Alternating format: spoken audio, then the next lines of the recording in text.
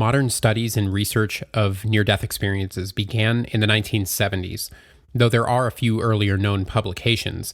However, interest and efforts to understand the phenomenon has greatly increased in just the last couple of decades. I think that's due to advancements in medicine, of course, but also there just aren't many barriers to this information anymore. It's available to anybody with access to the internet or a library.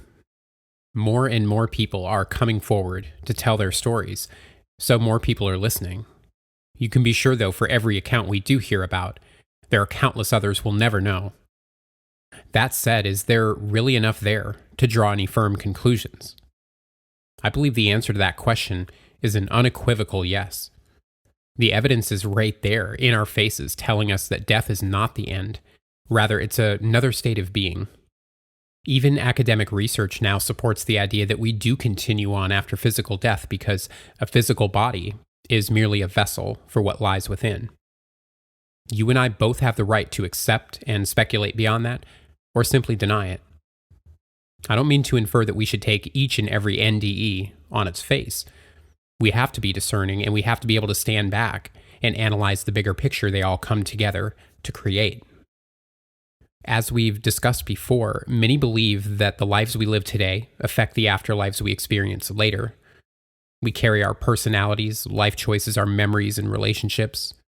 It's a cultivation process of the soul, of the inner self that carries on. The lessons we learn or don't learn in this incarnation determine the nature of the next. So who's pulling the strings? Whose grand design is this? The common reply would probably be God, but how can we have so many different interpretations or versions of what God is? We're all the same species, so why can't we come together to form some kind of a general consensus? I think there might be a somewhat simple answer for that. I suspect that what we call God is a universal force far beyond our comprehension that takes whatever form is most suitable to the individual that encounters it. This would explain why we have so many different versions of NDEs, yet so many common threads among them, including hovering over one's own dead body, observing from above, seeing or sensing a warm glow or light, feeling a strong, comforting, familiar presence, a sense of overwhelming, unconditional love, acceptance, and peace, a feeling of having been in this state or place before, telepathic communication with an all-knowing entity, a complete separation from all the pain, worries, trials, and tribulations of our earthly selves, and an inner knowing that we're all eternal beings that never truly die. It's maybe the biggest question that mankind has pondered since our very existence. What awaits us when we die? Perhaps the better question is, what is death? In a world full of agendas, materialism, and corrupted ideals, where can one turn for such a sacred and personal answer? Perhaps it lies in plain sight. Who better to ask than someone who's actually died? Welcome to the Ether.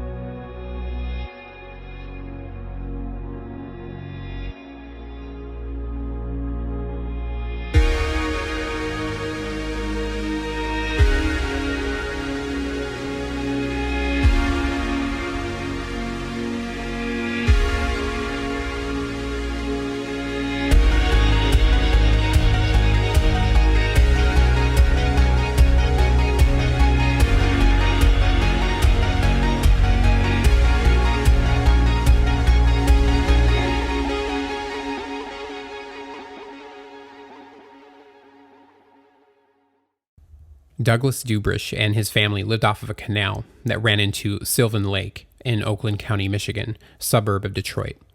The canal ran parallel to their backyard, and the lake itself was just off to the left as you're standing looking out from the backyard.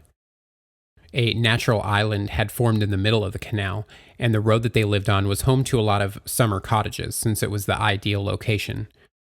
They had a small dock that jutted out into the canal from their yard. In the summer, Doug would often enjoy swimming there with his family. Of course, his dad would always pump up his little football-shaped floaty that he'd wear on his back, like most kids do when they're too young to really learn how to swim. Doug would always then run down the hill of their backyard ahead of everybody, past the pine tree and the evergreen bush, and jump off the dock, feet first, into the canal. In winter months, it was the perfect place to go fishing, ice skating, or snow sledding. He'd typically play with other kids from the neighborhood and had every opportunity for a happy, active childhood that his parents could afford to give him. He loved to draw, count things, explore the outdoors, ask a lot of questions, as kids do. They were a social family, so they'd frequently drive into Detroit to visit family. They'd take vacations in their '54 Ford to places like the Grand Canyon, California. Even at the young age of 3, Doug still remembers sleeping in the backseat of the car, waking up and seeing the train outside of the window, making the universal pull the horn gesture, and the conductor obliging. He remembers hearing his echo in the canyon with his father, swimming in the Pacific Ocean, getting his first mouthful of salt water. By every account, Doug's childhood was everything a kid growing up in 1950s America could hope for. His life was perfectly normal, nothing damaging or traumatic ever transpired, until a hot summer day at home in July 1957. Doug is 4 years old. It's early afternoon on a weekend, and his dad asks him if he wants to go for a swim. Of course he does, so they both put on their swimsuits and Doug races off ahead of Dad. Normally he'd run to the garage first to grab his floaty that's hanging in there, but today it slips his mind. In the excitement of the moment and the prospect of cooling off on a hot day, Doug instead heads down the backyard, straight for the dock, wearing nothing but his swim trunks. He jumps off the dock into the canal, thinking nothing of it. Every other time, he would pop right back up to the surface, but not this time. Doug sinks straight to the bottom, and his feet hit the sandy floor. This is when the panic sets in. He doesn't know how to swim, and he's never been alone in the water before without his floaty. He turns around in the water to see the dock behind him. Doug knows it's his only chance, so he pushes off with his feet from the bottom of the canal toward the dock. His outstretched arms break the water, but his jump placed him too far away from the dock to grab onto anything. He still can't take a breath and sinks to the bottom again. Doug pushes off once more toward the dock, but his strength is waning fast. This time only his hands make it out of the water, and he sinks to the bottom again. He's in sheer terror now. He can't breathe, and Doug screams for help, not realizing that this expels what remaining oxygen he has left in his lungs. All he can do now is stare up through the blurry water, desperately hoping someone will save him. He can't hold his breath any longer and inhales. Water fills his lungs. He hits the bottom a third time and makes one last feeble push, but Doug's hands never even reach the open air. He slowly sinks back down to the bottom of the sandy floor, and the excruciating pain in his lungs travels to his head. In this panic-stricken state of confusion and disbelief, Doug now realizes it's over. This is the end of his life. In that instant, a peaceful comfort washes over him. He doesn't feel the pain anymore. Instead, he's surrounded by a perfect pitch-black silence and the calming sense that everything is going to be okay. This new state of being feels somehow familiar, though. And there's a presence there with him, almost like it's directly in front of him, but Doug can't quite make sense of who or what it is. Suddenly, a deep, booming baritone voice breaks the silence like thunder and says, "It's not your time." In the next moment, Doug finds himself hovering about 20 feet above the canal, looking down at the dock. He can see his dad, Victor, dragging someone by the wrists across the dock over to a grassy area near the bank. Doug is slowly floating downward as he realizes the lifeless body below is him. He watches his dad push on his stomach and diaphragm, forcing the water out of his mouth. He turns Doug over on his stomach and pushes on his back to get the remaining water out of his lungs. Victor served in World War II and didn't hesitate for a second. His training and experience prepared him for this moment. Doug starts to descend much faster toward the ground now until he suddenly feels the water coming out of his mouth and begins coughing and gasping for air. His head is pounding and every beat is incredibly painful, but he can breathe. He's back in his body. This story is from the book Death and Back, Where Did I Go?, authored by Douglas Dubrish. It was published in April 2020. Doug went on to serve as an air traffic controller in the U.S. Air Force and became a weather specialist and radar operator. He worked for the Department of Commerce, the National Oceanic and Atmospheric Administration, and the National Weather Service. He never shared this information during his enlistment or career because he knew it wouldn't have been received well. It's only now, after retirement, he has nothing to lose by telling his story. This theme is all too common. In the book, Doug ponders whether his NDE allowed him to recall earlier memories that most people can't. Keep in mind, this event took place over 60 years ago. Doug's nearing 70 today and still remembers the NDE as clear as yesterday, as well as some of the earlier childhood memories we kind of talked about earlier. He also goes on to talk about being more intuitive afterward, some of the science and research into NDEs, religion and stigmas. His experience was so short-lived, though. Most of the book, a vast majority of it really, it kind of goes into other territory that we've covered here before, but he does answer the question, where did I go, by claiming it was Jesus who spoke to him that day and determined it wasn't his time, and that during his NDE, he was in between realms, that Earth is one of 3 heavens in a process of ascension. Doug is a lifelong Christian. Malcolm Miller, an Australian man living in Sydney, was in his mid-40s when he began battling a chronic stomach ulcer back in 2005. By October '06, the ulcer perforated and created a hole in his stomach lining. This will be Malcolm's 3rd visit to the ER in 6 months, and he fears it'll be his last. He's severely malnourished. He's only 125 pounds, but he's 6 feet tall and normally a medium build. He's extremely weak and showing signs of kidney failure. The doctors administer anesthesia and perform the much-needed surgery. Malcolm survives the procedure, but the medical staff can't wake him post-op. He's placed on a ventilator in the ICU and induced into a coma. Malcolm had been out of his body before. It began when he was about 5 or 6, when, in the middle of the night, he found himself observing his own sleeping body from the ceiling of his bedroom. The first few times are incredibly confusing and terrifying. He'd just hover there, not knowing why, unable to do anything. He'd try to scream for his mom, but the words wouldn't come out. Nothing he did could change it until he woke up in the morning. The panic and fear would then subside. This continues to happen 2 or 3 times a year and into Malcolm's adult life. The more it happens, the less afraid he is, but he always feels helpless because he has no control over any of it. He has no choice but to wait it out each time until he wakes in the morning. But this time is different. Instead of fear, he feels vibrant and more alive than ever. Instead of hovering, he's standing next to his unconscious body in the ICU. Malcolm feels sympathy for the man lying there beside him, almost as if it's another person. Next, a man walks into the room and approaches a computer monitor next to his bed. He's casually dressed like a doctor with a stethoscope around his neck. He looks over the monitor and writes a few notes in the patient file at the foot of the bed. The man then calmly turns toward him, Malcolm's astral body, and says, "Malcolm, my name is Thomas, but you can call me Tom. It's a pleasure to meet you." He tells him he's not a doctor. He's there to help him. He died 250 years ago, and he's been helping humans when they die ever since.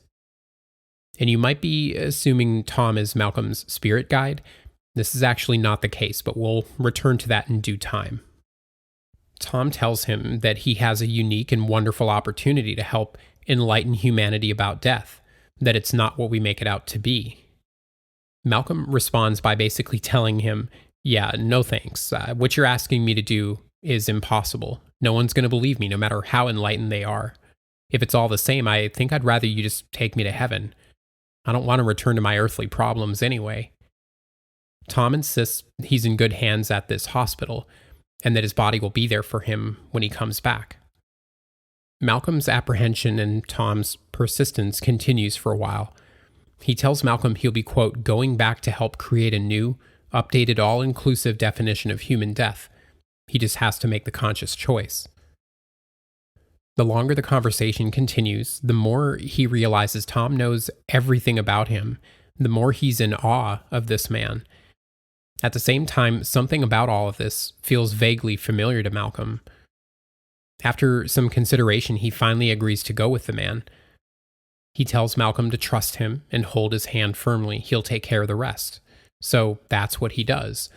The room suddenly becomes misty and fades from Malcolm's vision, and within seconds, they're moving through some infinite, undefinable dark space. There's no gravity and he can't see much of anything. At first, he's disoriented and can't tell if he's up or down or where he is in relation to his body in the ICU. Malcolm soon begins to feel more secure and at ease when he begins to examine his life on Earth.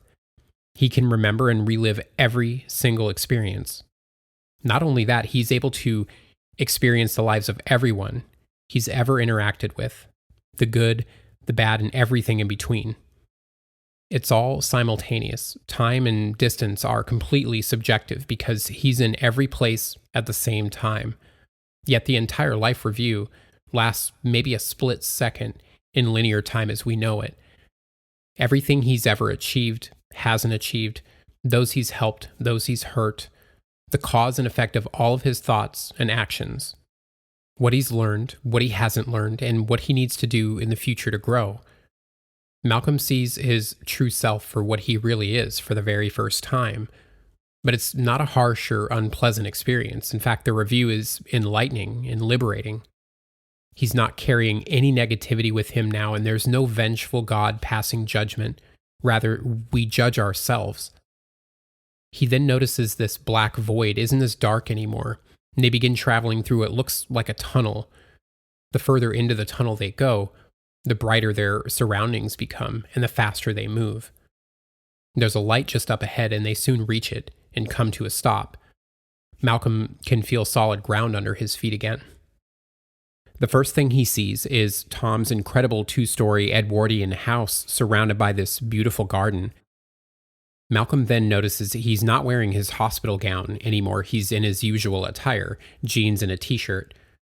He wonders why Tom's house has a doorway, but there's no door. Tom explains there's no need for doors here. Everybody understands boundaries, so they're not necessary. He invites him inside and shows Malcolm around, and his home has typical yet elegant furnishings. He has a desk, chair, books on shelves, a mahogany coffee table, couches, paintings on the wall. However, there's no bathroom, kitchen, bedroom, or laundry room. It reminds him more of a sanctuary than a traditional house. They then have a seat in Tom's living room, and this is where he lays it all out there for him. He tells Malcolm that his spirit body is here in the spirit world, but his earth body is still alive in the ICU. Thanks to modern medicine, he's one of a tiny percentage of people that have been in both places at once. His consciousness has simply shifted to his spirit body for the time being. He still looks like Malcolm and feels relatively solid, but much, much lighter and in an absolute perfect state of health, every sense more acute. He tells him the spirit body is a counterpart that exists from the moment you're born on Earth.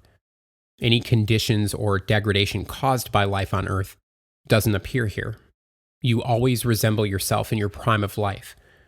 Instead of biological organs, spirit bodies are basically part of the spirit world itself. It maintains a perfect homeostasis, regenerating itself by absorbing the particles around it. All energy expelled is instantly replenished by the energy of the spirit world. You're never hungry, thirsty, tired, sick, or in pain. The temperature is always ideal, so you're never hot or cold.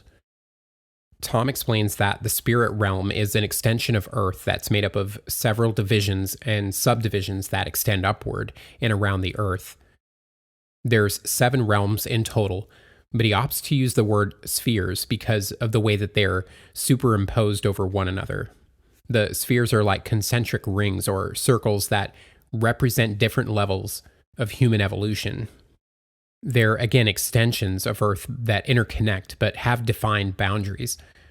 Each sphere is less dense than the one below it and vibrates at a higher rate. Inhabitants of higher realms can travel to lower ones, but they can't enter those above them. So, for example, someone in the third can move to the first or second sphere, but not the fourth. You have to progress, upward naturally. Tom's home is in the fourth sphere. Now, there's no Dante's Inferno type hell like so many are led to believe. Technically, there is no hell, but the first sphere is not a happy place. It's located at Earth level. Again, though, it's a counterpart of Earth. It isn't the same world you and I see every day.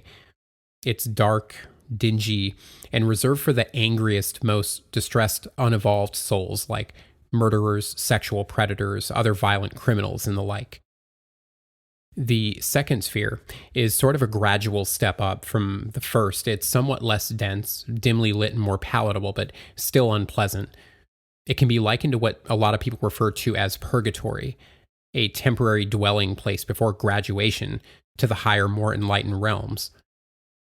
Tom tells him that they passed through these levels on their way to the fourth sphere.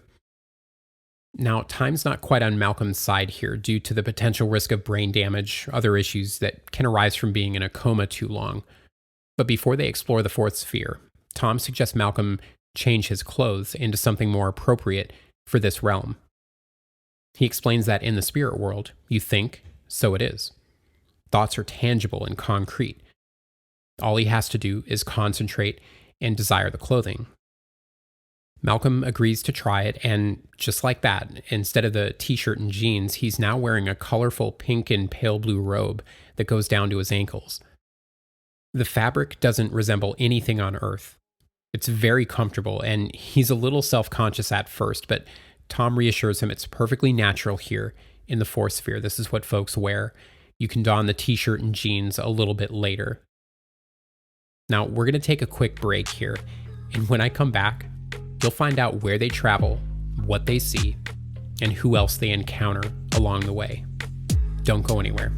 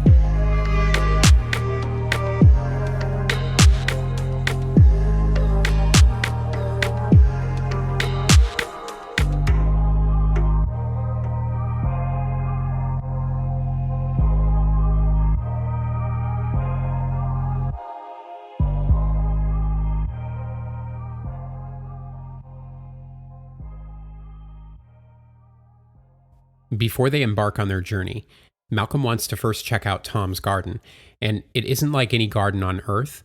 Though it is reminiscent, the colors are way more intense, like they're alive. And if you've heard previous episodes, you might have heard that come up before. The flora is intensely beautiful. Some of it is familiar, some not. A brilliant but never harsh light illuminates everything. There are no shadows, and it never gets dark. The air is always comfortably warm with the occasional breeze. They take a short walk to higher ground for a panorama of the land. All around is beautiful countryside dotted with elegant houses here and there, but it stretches on forever. It's like there's no horizon. There are no fences or property lines since, again, borders aren't necessary here. Tom tells him other spirits live in these homes, but some choose not to. In the distance, there's a large city with majestic buildings, and this strikes Malcolm as a little odd that such a place would exist here, but Tom explains some prefer the city, some prefer the countryside, just like those on Earth do. Not far ahead of them, there's a 2-story building with no outer walls that catches Malcolm's attention. Tom tells him this is one of the many places of rest for newcomers. Several people in their robes are either sitting in the lawn outside the building or walking about, waiting patiently to greet their recently departed friends and family once they wake. Each sleeping soul eventually awakens on their own time, and it's the helper's job to greet them, explain the situation in their new environment. Each person reacts differently. Some accept it, some desperately want to go back to Earth. Depending on the individual and the circumstances of their death, the reaction can vary quite a bit. And this is the most difficult task for a helper, especially when someone dies suddenly and without warning. Therein lies the point of this whole journey. Tom explains that our transitions into the spirit world would be much easier if people were more enlightened and open to the prospect of death. It'll be Malcolm's mission upon his return to spread this message in hopes that others' journeys into the afterlife will be smoother and not as jarring. Their next stop is the city, but there's no road or path to it. Tom tells him there's, again, no need. In the spirit world, you think, so it is. Just will yourself there, and that's where you'll be. So that's what they do, and they're instantly in the city together.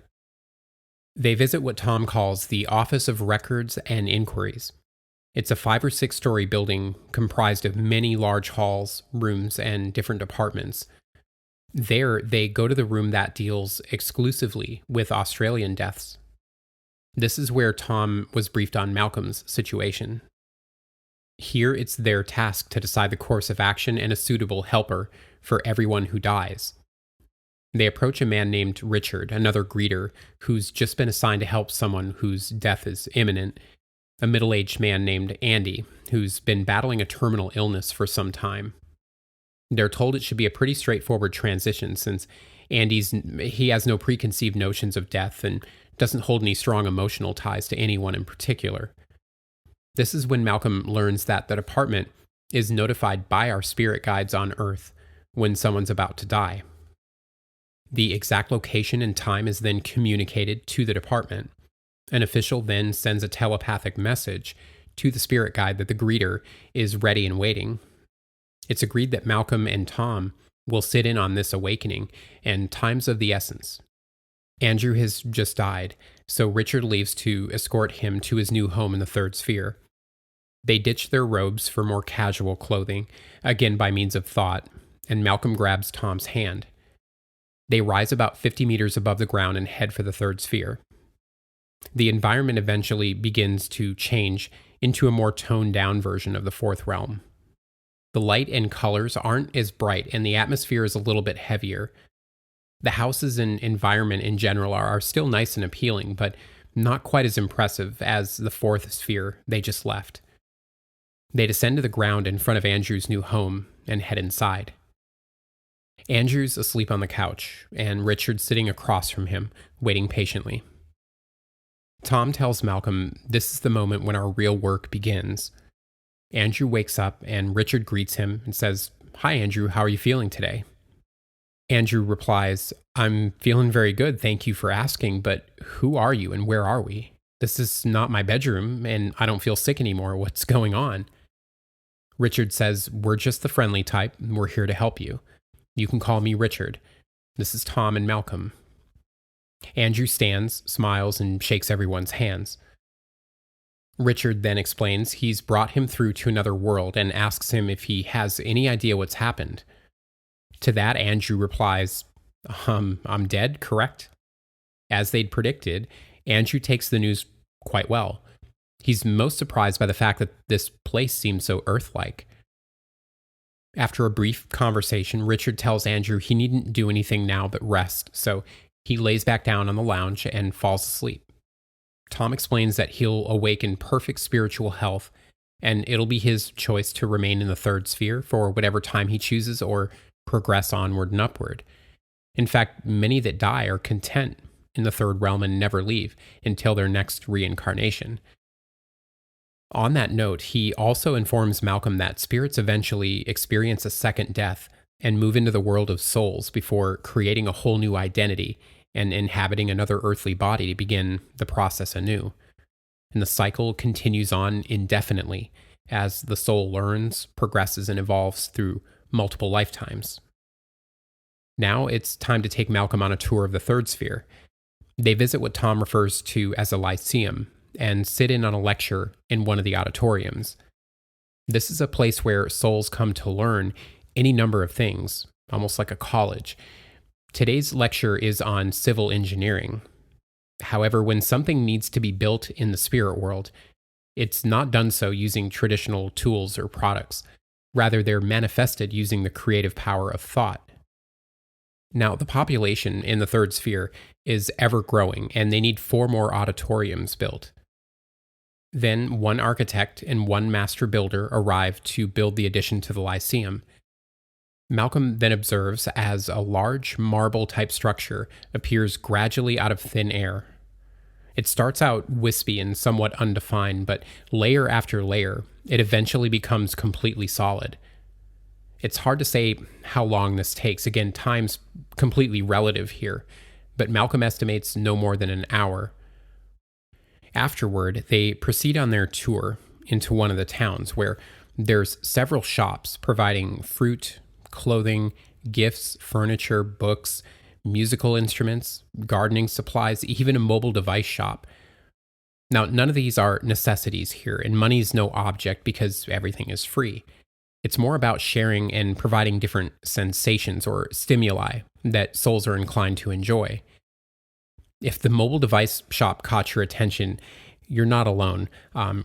It's hard to single out one thing in a story like this, but mobile devices. If spirits can travel, dress, and build auditoriums using thought, what need does a tablet or a smartwatch fulfill? Again, it's not about the need, it's the experience or sensation these things provide. They use them to communicate with others, play games, use apps, even browse social media as we would on Earth. Tom further explains that many who die that enjoyed creating such devices on Earth opt to continue making them in the spirit world. It's a natural part of what makes us human beings. Furthermore, all concepts and inventions apparently originate from the spirit world and are telepathically transferred to the appropriate people on Earth. I think that definitely adds new meaning to the term as above, so below. Before they leave the third sphere, Malcolm has a few short but sweet visits with friends and family who've passed away. They don't have much time left and they still have yet to visit the lower realms, so it's time to make their way to the second spirit plane. This time, the temperature drops considerably. It's a lot darker, gloomier, much more subdued than the third sphere. The changes between realms, they're not quite as subtle as the last transition. It's barren and the air's a lot thicker to the point where it restricts his movements. Trees hardly have any leaves, no flowers, no gardens, and only sparse patches of grass here and there. The houses are all small, dingy, and uninviting. Tom spends quite a lot of time here in the second sphere. He's been assigned to many who inhabit this place. Part of his job is checking in on these folks to see how or if they're progressing in order to basically level up, and he takes Malcolm to at least 5 different houses. Without going into a ton of detail here, because there's a lot, I'll sum it up by citing the purgatory reference from earlier. The spirits they encounter here all have different things holding them back. They either can't let go of their previous earthly desires, religious beliefs, or material possessions. Essentially, they can't accept where they are. They're sad, angry, remorseful souls that haven't yet realized there's a better place that awaits them. Those who commit suicide almost always find themselves here in the second sphere. Tom explains that when we die, we feel the full and complete effects of our actions on earth, and that the many types of heavens, hells, and purgatories described in various religious texts are nothing more than states of consciousness. Upon death, we experience whatever we believe we'll experience. If you're conditioned to think that you'll be judged by an angry God, you will. If you think there's nothing after death, you'll experience nothing. If you believe you're going to hell to meet the devil, that's where you'll go. False ideals, preconceived notions, and beliefs held at the time of death create the experience. Tom stresses that only your mind can put you in such a place, but in turn, only your mind can take you out of it by simply deciding to see things in a new way. That said, this is only a temporary, illusionary state. It's all by design in order to help the individual grow in spiritual maturity. Everyone eventually wakes up to the realities of the true afterlife at their own pace. Some take longer to accept it and progress than others, depending on many factors.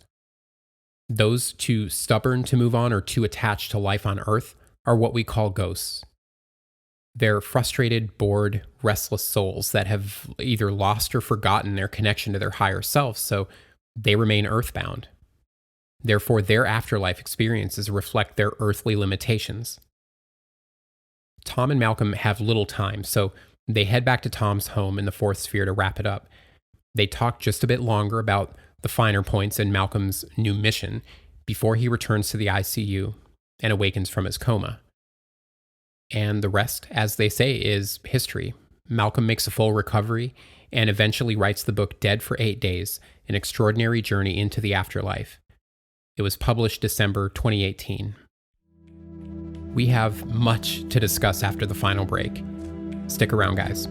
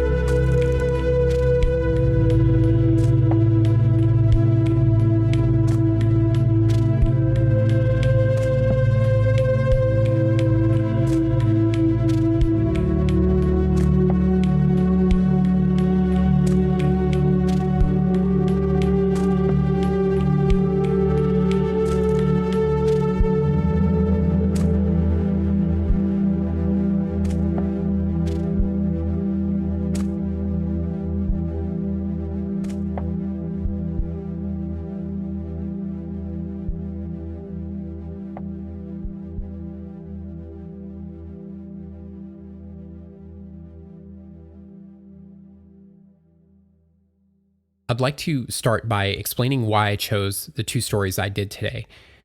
The first one sort of encapsulates a typical NDE. Someone dies or comes extremely close to death for maybe a few minutes, and they just have enough time to experience some otherworldly, bizarre things, then it's back to their body they go, and they're left wondering what the hell just happened. Some details line up with other NDEs, some don't. John sees Jesus, Jane sees dead relatives, Joe sees fire and brimstone, Anne sees empty black nothingness. On the surface, that is very confusing.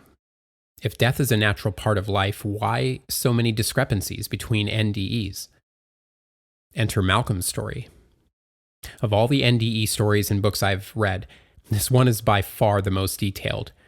You'd be surprised how much of it didn't make the episode. And I'd be lying if I said this much information didn't raise a few suspicions for me. Doug's experience only took up a few pages. The rest of the book was more or less a thought exercise. Malcolm's NDE, on the other hand, it spanned almost the entire book. But let's assume both are true stories for the time being. If that's the case, Malcolm's experience would address the question I just posed. If our beliefs create the immediate transitory experience we have right after death, there's your answer. If the first phase of death is more or less a sleep-like state in which we fall into our own thoughts before moving into the real afterlife, of course we'd all have different experiences. That would make perfect sense. It explains people that don't realize or accept they're dead, aka ghosts. It explains why one sees a divine entity, another sees a ball of light, or grandma who passed away 25 years ago. But does it explain too much? My skeptical mind tends to try to take over when somebody's story seems to have an answer for everything, right? I mean, if the purpose of life is to learn lessons and pay your karmic debts, isn't that kind of like cheating on your homework by copying someone else's answers? If we're all on our own individual journeys of spiritual maturity, doesn't that negate the organic process of discovery for ourselves? On the other hand, we are in it together. We're social creatures by nature that share knowledge and creations with one another. It's fundamental to being human. However, there's other little things that stuck out to me. For instance, why didn't we get a description of Malcolm's greeter, Tom? Hair, eye color, height, was he clean cut? Did the guy have a mustache? In fact, no physical details about any of the people he encountered in the spirit world were given. They all had a backstory, but we don't know what any of them looked like. Tom was dressed casually like a doctor, so as not to alarm him in the ICU. I get it, but that's all. No physical details whatsoever about him or anyone else, except everyone apparently resembles themselves in their prime of life. Some may find that irrelevant, but I don't. Another thing, Tom lived in the fourth sphere, so he's only evolved so far. There's 3 higher levels above him that he's not able to access yet. Where's God in this scenario? Believe it or not, God's only mentioned a few times over the course of Malcolm's NDE. The way Tom speaks of God is like the creator is an enigma. He even admits that he's not privy to all the information regarding reincarnation or this never-failing source that replaces energy or a peach the moment you pull it off a tree. It reminds me of what I said in the intro about God being a universal force that can't be summed up or labeled. It also kind of reminds me of the Wizard of Oz, right? The great elusive creator behind the curtain, shrouded in mystery. It makes me wonder, if you reach the 7th and highest realm of human evolution, do we then finally get to know God intimately, or is there still information we just can't know? By that same token, why aren't we greeted by God upon death? Why are we assigned greeters or helpers from the fourth sphere? It's sort of like when you ask to speak with the manager, but you get one of the assistant managers instead. But once again, it may come down to our own ideas of what God is. Of course, we're going to struggle with this because we can't begin to fathom such a being. We're merely counterparts of God. We can barely understand the person sitting next to us, no matter how well we think we know them. So I think it'd be awfully presumptuous of us to believe that we can really know the awesome force that created everything, including us. It's the classic fishbowl scenario. Certain knowledge may always be out of our reach by design, and it's not a matter of right or wrong. It just is. So what I'm choosing to take away from these 2 stories is this. I believe we should remain open and curious about death and the afterlife. I can't sit here and tell you that either one of these stories are true. Even if I thought that, who am I to try to convince you? Would you believe me anyway? Would you take my word for it, or Malcolm's or Doug's for that matter? Most of us don't operate that way, and I don't think that we should. But I will say this. This episode has been One of the most memorable I've ever done. It's literally been one synchronicity after another after another. I can't tell you how many times I looked up very randomly at the time and saw 333, 1111, 1010, so on and so forth. I saw so many unique and specific elements or names from these stories show up on TV, the internet, in conversations with others, either right after I finished a particular section or at that very moment. Totally not kidding.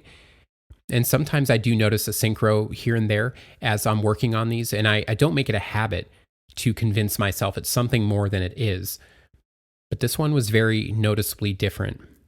It happens so frequently, I can't in good conscience write them off as coincidence or mere happenstance.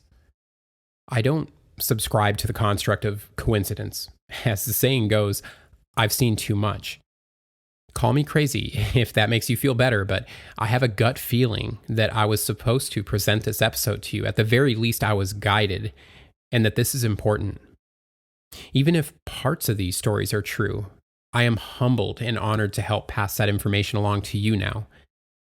I don't personally know what happens when we die, perhaps some do, but I truly believe it is not the end. I believe it's a transition into something above and beyond life as we know it on Earth. And I don't think we should be afraid to die. Instead, maybe we should do our best to treat each other with kindness as much as possible.